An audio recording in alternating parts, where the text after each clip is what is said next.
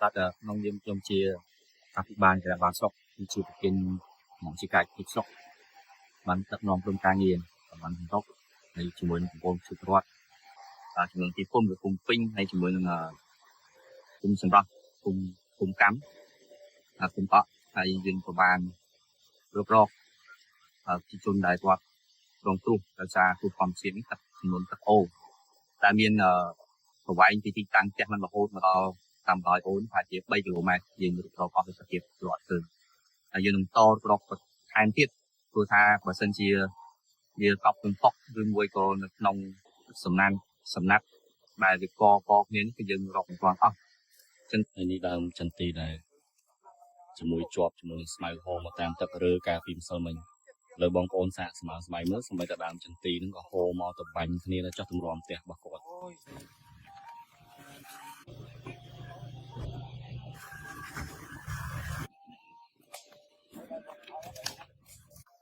hay nó cứ chỉ ngày thì bây ấy nó trong cà rục chôn trong cơ thể làm nẹt để từ bàn tập cùi do tới tầng tẹt tầng menu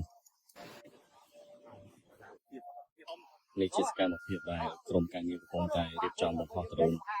nơi tam ô là mấy sai đầu trong con cục cái sao buôn nẹt hiệp to mà toàn khơi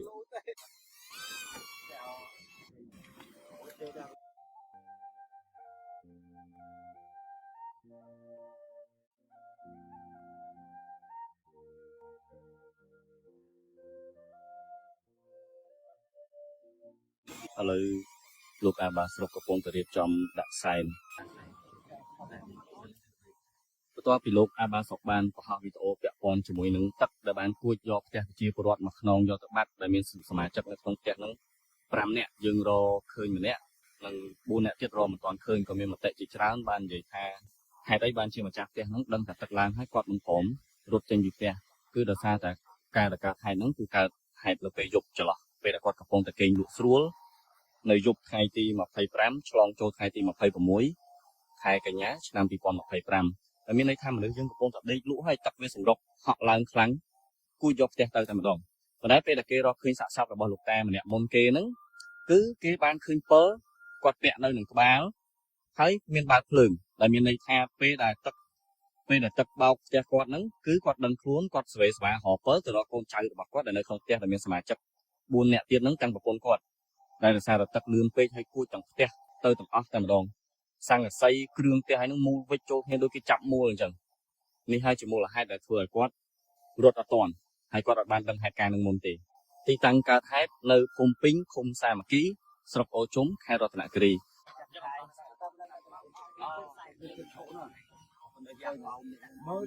แต่เรายังจับตรงไปเนี่ยตรงคาเฟ่ตัวชุบเนี้ยก็ผมมองตรงเนี้ยครับมองตรงเนี้ยออกเลยนี่แหละตักมวย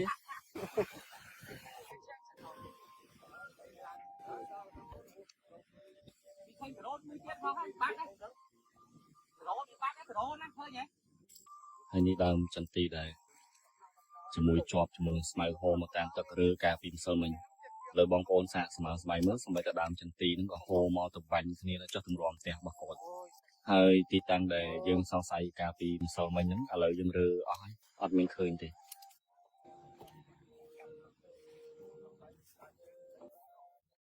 อันนี้สัตว์สังกะใส่โรงแต่กด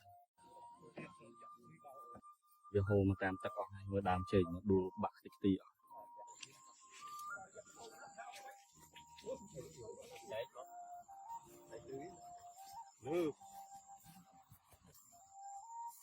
ดามเชยดามเชอสมัยอารมณ์ดูอ๋อได้ชูตีฟองเนี่ยสั่งใส่ดาโฮมาตามตัด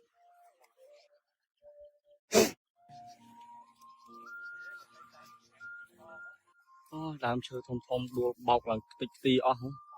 ดามเชอนั่นเหมือนตุ้ยนะมือ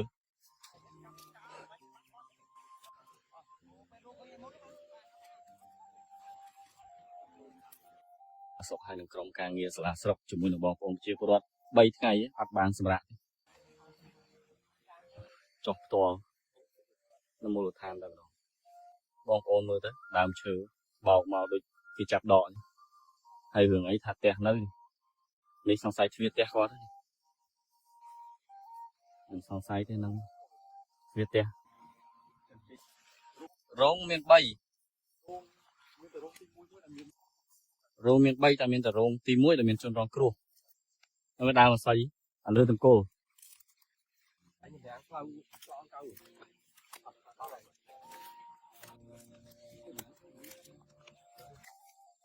ដើរមកយើងឃើញបន្លែកឈើដែលជាគ្រឿងផ្ទះហ្នឹងប្រហែលជា50ម៉ែត្រមាន1 50ម៉ែត្រមាន2មានកៅអៅមានគ្រឿងឈើមានគ្រឿងផ្ទះយើងដើរជួបរហូតប៉ុន្តែជនរងគ្រោះដែលនៅសល់4នាក់ទៀតហ្នឹងយើងរកអត់ទាន់ឃើញទេ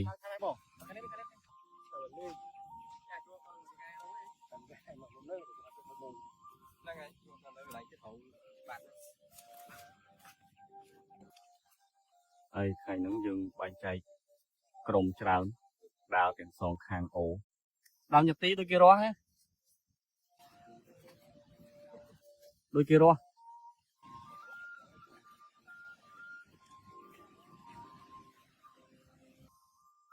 សបួលจะធ្លាក់ល្អឡើយហ្នឹងដើរពីកន្លែងមិញប្រហែលជាកន្លែងទ្វារមិញប្រហែលជា100ម៉ែត្រមកយើងឃើញមានកំទេចកំទីដែលគាត់ប្រើប្រាស់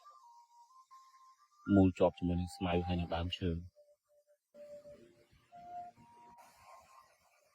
យើងបានរកឃើញបំណែករោងច្រើនណាប៉ុន្តែយើងរកពួកគាត់អត់ទាន់ឃើញ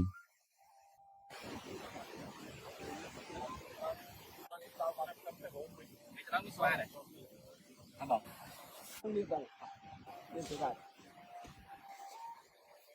ដើមឈើនៅខាងមុខនោះធំ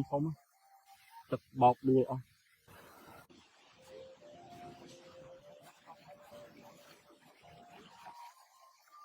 ឥឡូវយើងដើរបានប្រហែលជា50-60ម៉ែត្រទៀតយើងឃើញបំណែកផ្ទះទៀតហើយដែលវាកប់ជាមួយនឹងស្មៅហើយដើមឈើហូរមកជាមួយគ្នា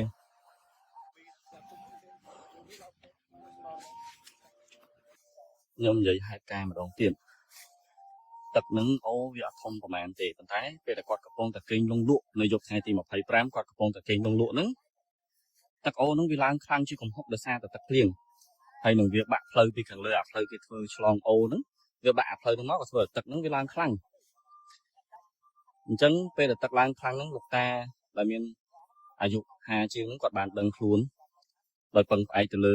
គាត់យកគោមកពាក់នៅក្បាលហើយឃើញមានភ្លើងពេលដែលយើងរកឃើញសាកសពគាត់ហ្នឹងតែមានន័យថាគាត់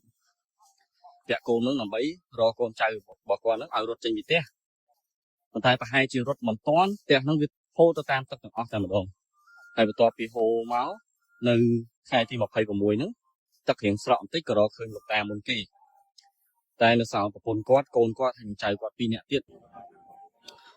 ដែលយើងកំពុងតែស្វែងរកហើយរកមិនទាន់ឃើញហើយយើងរកឃើញតែបំណែកផ្ទះហើយនឹងរបស់ប្រើប្រាស់ដូចជាកៅអៅកង្ហាលអីហ្នឹង50ម៉ែត្រឃើញម្ដង100ម៉ែត្រឃើញម្ដងហើយបងប្អូនប្រជាពលរដ្ឋដែលនៅក្នុងភូមិជាមួយនឹងក្រុមការងារសាលាស្រុកក៏ដូចជាលោកអាបាលស្រុកបានចុះផ្ទាល់3ថ្ងៃមិនទាន់បានសម្រាប់ទីតាំងដែលកើតហេតុហ្នឹងគឺនៅភូមិពីងឃុំសាមគ្គី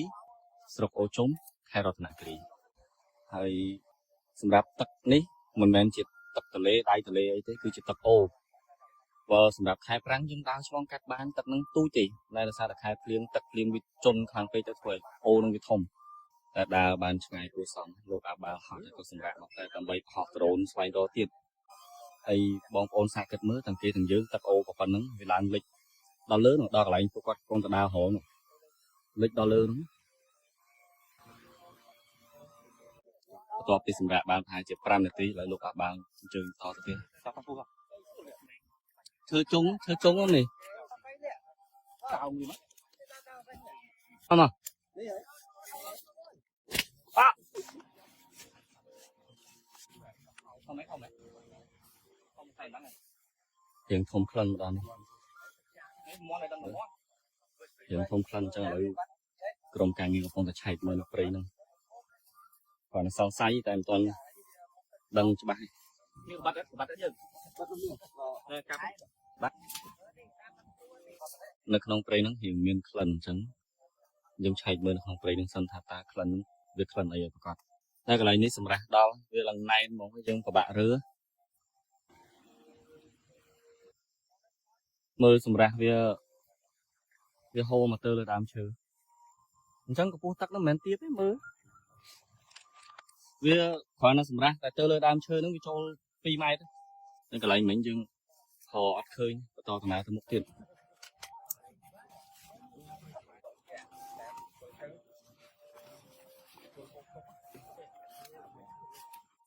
នេះយើងដើរបានប្រហែលជា200ម៉ែត្រយើងឃើញឈើនេះឈើគ្រឿងផ្ទះទៀតនេះលើកកប់ផងនេះបាទ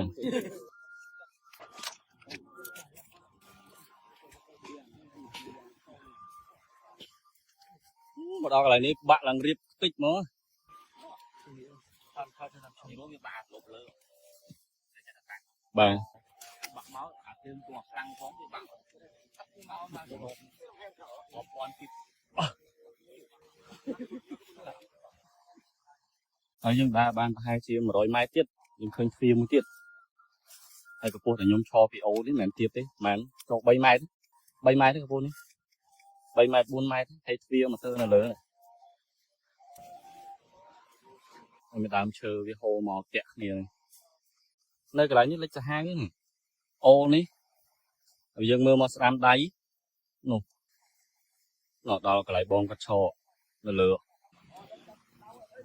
ពោះណាកន្លែងសំខាន់ណាអាស្មៅហើយនឹងឫសឈើដែលជាប់ដីហ្នឹងវាបោចទៅអស់ហ្មងដូចគេចាប់រស់ចាប់បោចអញ្ចឹងមកដល់នេះទឹកធំហូរខ្លាំង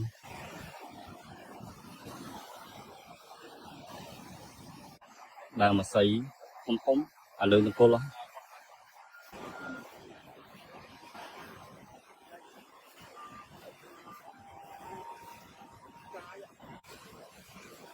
ចំណែកកន្លែងនេះវិញមានព្រៃអ្នកពុំថាមានព្រៃពីមុនលើទឹកបោចទៅអស់សល់ទឹកដី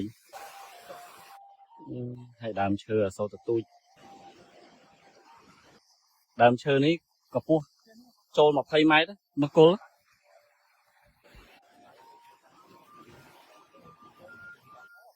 ហ្នឹងហើយដើមឈើហ្នឹងវាមិនមែនដួលហ្នឹងវាហូរមកពីលើហើយមិនមែនទូចណា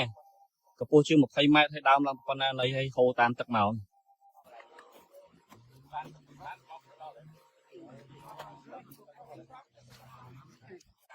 អូសំបីតែអានេះ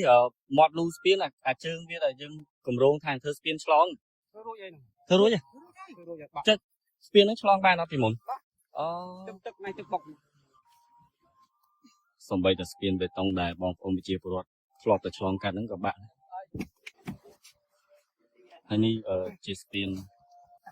តែនៅជាប់ជាមួយនឹងបេតុងមិញហ្នឹងស្ពាននេះទម្ងន់មិនតិចតោនទេក៏ហូរមកតាមទឹកដែរស្ពាននឹងបាក់ជើងឡើងលើតើតើក្នុងយើងខ្ញុំជាអភិបាលចរាចរណ៍ស្រុកជាប្រធានមជ្ឈការទីស្រុកបានដឹកនាំក្រុមការងារបានបន្តហើយជាមួយនឹងប្រព័ន្ធសិទ្ធិរដ្ឋជាមួយទីភូមិឬភូមិពេញហើយជាមួយនឹងភូមិសម្រាប់ភូមិកម្មភូមិអក់ហើយយើងក៏បានរកប្រជាជនដែលគាត់រងគ្រោះដោយសារគ្រោះធម្មជាតិនេះទឹកចំនួនទឹកអូរតែមានប្រវែងពីទីតាំងផ្ទះมันរហូតមកដល់តាមហើយអូនប្រហែលជា3គីឡូម៉ែត្រយើងរកអស់ទៅទៀតរត់ឃើញហើយយើងនឹងតរកថែមទៀតព្រោះថាបើសិនជាវាកប់ទំហំឬមួយក៏នៅក្នុងសំណាក់ដែលវាកគ្នានេះគឺយើងរកមិនទាន់អស់អញ្ចឹងទេមានតែបងប្អូនសិទ្ធិរដ្ឋយើងនៅមូលដ្ឋាននេះគឺរកតទៀតហើយកំឡុងពេលរយៈពេល3ខែថ្ងៃនេះហើយ29 27 28នេះគឺយើងរកអបអតិភាពវាស័ក្តិសមនឹងមានសម្ភារក្លិនសម្ភារអីប៉ុន្តែយើងមើលទៅវានៅតែរកមិនឃើញហើយយើងបន្តរហូតដល់ល្ងាចមកវារកឃើញបន្តរកស្អែកទៀតហើយមានអីក្រៅពីយើងងាវដល់បងប្អូនជាប្រវត្តិយើងតែនៅភូមិសាមគ្គីក៏ដូចជាភូមិអក់ជួយទាំងអស់គ្នាជួយរកអស់គ្នាដើម្បីរកបន្តទៀតហើយក្មេងៗនឹងទូនងគ្រូ4នាក់គឺមានអាយុ1ឆ្នាំ7ឆ្នាំអាយុ30ឆ្នាំអាយុ44